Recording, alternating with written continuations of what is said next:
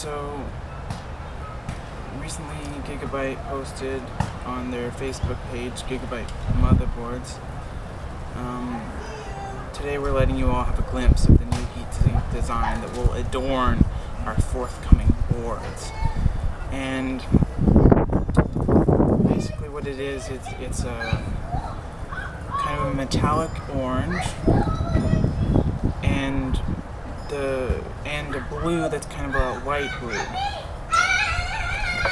So, apologize for the noise, there's babies next door. So these boards, everyone's showing off their x87 boards, or Z87 boards rather. MSI has their X series, which they've given us some glimpses of that. MSI X Power, I believe. And I think ASRock has one as well.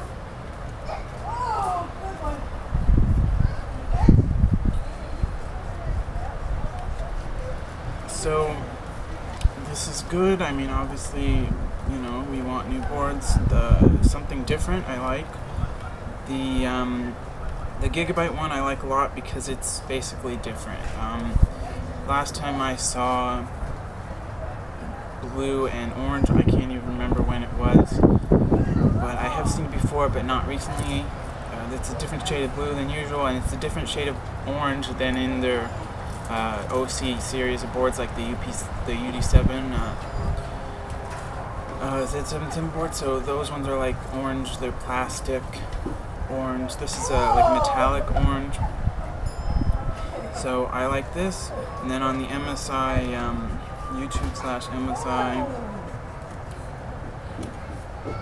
MSI has like 20 YouTube, so this might not be the wrong. Yeah, we caught Elmore benchmarking on a new board. Probably mentioned that last week. I heard that it's basically an M-Power style board for Z87. I don't know if that's actually true or not. And then on ASRock, like I said, I don't have any bookmarks here. I have a few, but these things aren't bookmarked, so I'm just ASRock Z87 Extreme. Oh yes, first it was the first Windows 8 certified 8 series motherboard. So even though nothing much about ASRock's next generation Intel 8 series motherboards can be revealed yet, we simply can't restrain ourselves from spilling out the good news. The ASRock's Z87 Extreme board is the world's first Intel 8 series motherboard to pass Windows 8 hardware certification. So yeah, users may be ensured that the Z87 Extreme board will support the latest operating system from Microsoft, which is super awesome for desktops, as we all know. Yeah, but it will boot fast. I mean, that's the one thing. The M-Power, if you've got Windows 8, you've got a decent SSD, and then you enable the Windows 8 fast boot stuff, it literally will go past the post-screen stuff faster than you literally can't get into it with Delete. You have to use the button for the BIOS button on the board. So it is fast. It just basically takes no time. So I'm just going to go to PC Perspective now and have a look there. Gigabyte Z77 and Wi-Fi Mini ITX review. Okay. Let's go. GeForce 320.0 beta 680 performance. Okay. Just going to go to news here.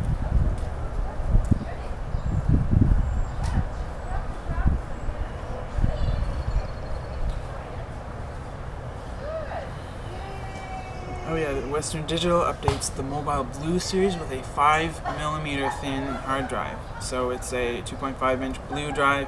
500 gigabyte will be the only size because it's a single 500 platter, and it's 5mm thick. I can see here on the corner there's a little I guess that's a 0HA connection or some kind of connection.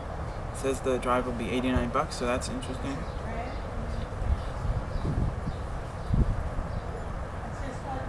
just $70, you can save an underprivileged Retina. That's on PC Per. 10 years ago saw AMD reach X64. Deal for April 22nd, Samsung 840, 500 gig for $325. That's good. Western Digital's new XE HDD bridges the legacy enterprise SAS storage gap. Alright, so I'm going to head over to my bookmarks on Delicious now and just have a look at that stuff.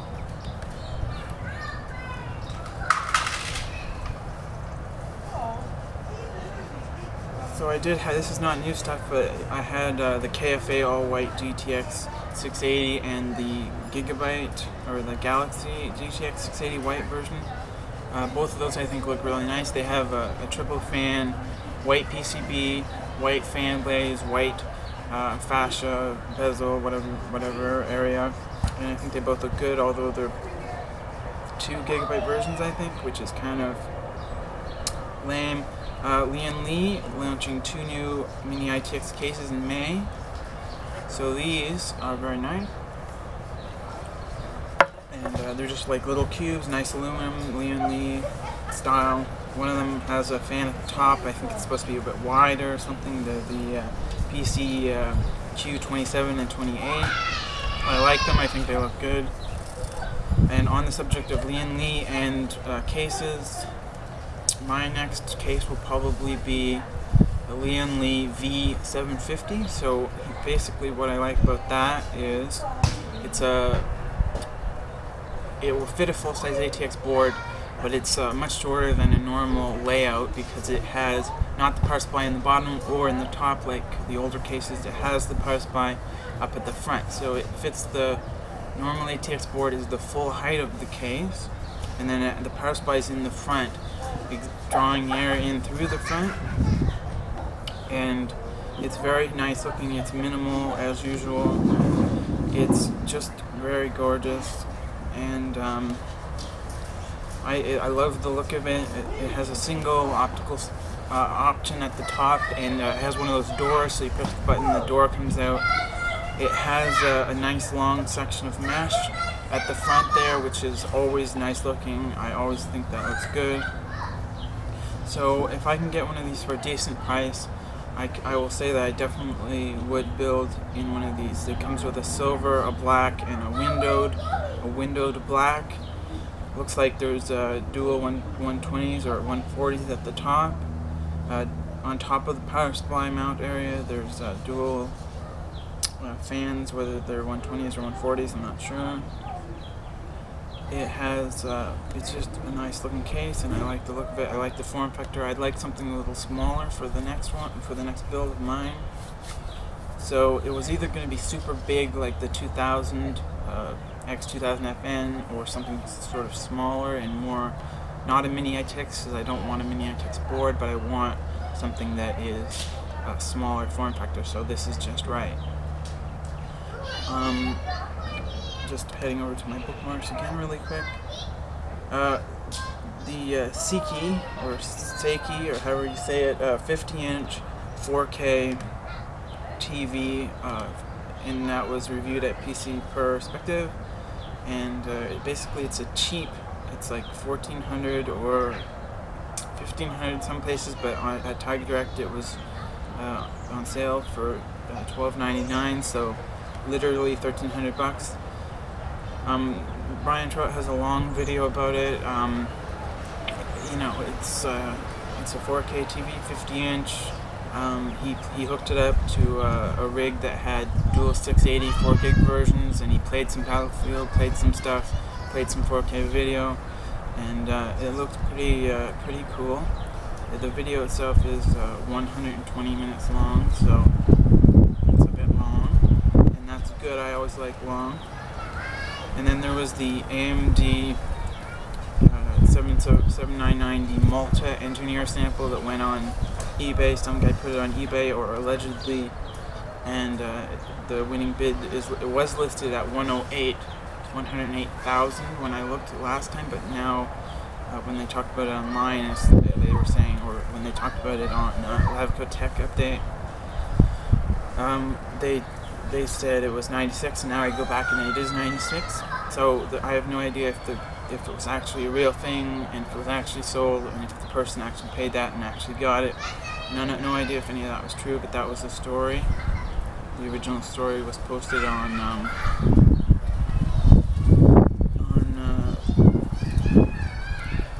a site. I don't know how to pronounce the name of it actually. And then also Linus on their update, they had my last live stream. Linus said he had 4 Haswell chips. One of them he had was a 4670, I believe, which I think is the i5 that is, instead of the 3570K, it's called a 4670K now, I believe. And he said he had 4 of them. I think 2 i5s, and I guess 2 i7s probably, but I don't know for sure. So it's not, if you put that into the Intel Arc site, it doesn't come up, but if you put it into Google, it does come up. So CPU World, what is the price for i5 4670K and i7 4770K? So Linus has one of those. He said he didn't have any boards yet, but like I said, Asus, ASRock, MSI, Gigabyte, all launching their new boards.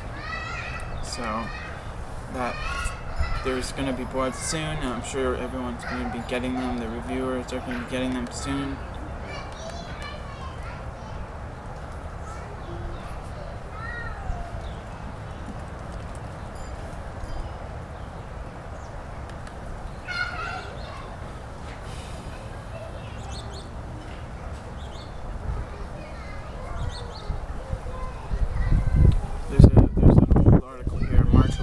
MSI displays its Z87 motherboard prototype, and it's using one of those old Asus light, like a light brown sort of color on the PCB, like the old HPs and stuff used to come with Asus boards that had that kind of color.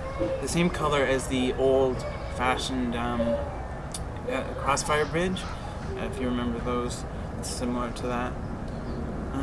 Haswell, okay, here's one from Gamers Nexus. Haswell Z87 motherboard roundup, so this is good. And I'll end with this because I want to keep this one pretty short. Alright, so there's the this is no, this is an old article too, but BioStar, this is from March 12th, so it's only a day later than the MSI one. BioStar Hi-Fi Z87X, ASRock Z87 Extreme 6, Gigabyte Z87X OC, and an Asus Griffin. Oh, and then there was the Asus Raid PCI Express card. I don't know much about that, but it's sort of got the standard ROG aesthetic and look, so that's the new thing. Alright, so I'm going to keep this one short, and I'm going to end now, and I hope everyone's having a nice week.